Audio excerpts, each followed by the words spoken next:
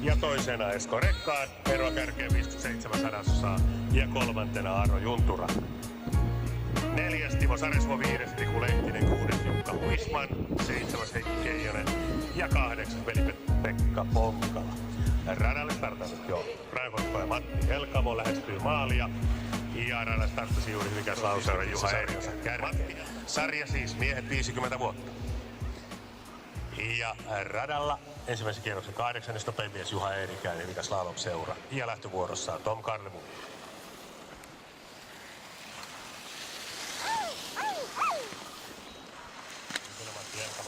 Ja radalla Tom Karlemu. Ja vuoroaan odottaa Esa Soldan.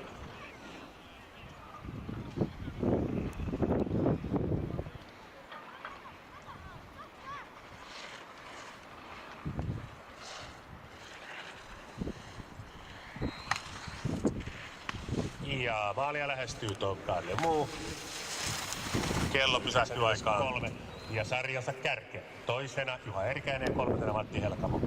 Kun jyrkänteellä maalia lähestyy jo Esa Soldan, Hyvikäs Slalomseura ja lähdössä on Jussi Mukka Tampereen Slalomseurasta.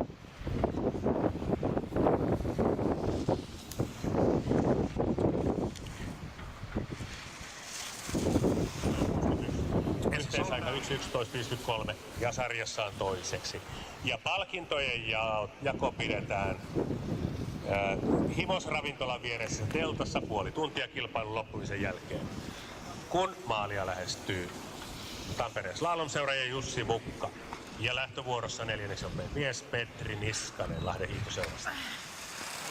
Jussi Mukka saapuu ja radalla Petri Niskanen Lahden hiihtoseura. Lähtövuorossa ensimmäisen kierroksen sarjassa kolmanneksi nopein mies Turun Slalom ja Petteri Paavola.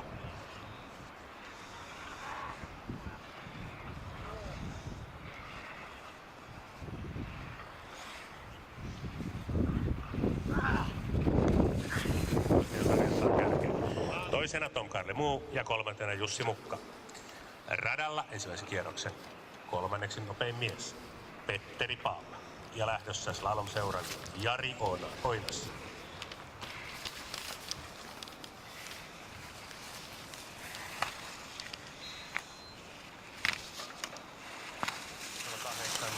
Ja sarjansa kärkeen. Radalle startannut jo ensimmäisen kierros toisin nopein mies Slalomseura ja Jari Oinas. Ja lähtövuorossa Aleksei Korenkov, ensimmäisen kierroksen sarjansa nopein mies.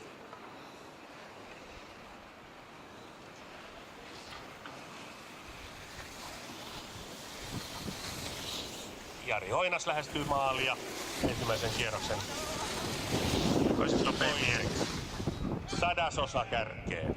Kärjessä Petteri Paavola, Turun Slalom 1.08.46 ja toisena Jari Oinas 1.08.47.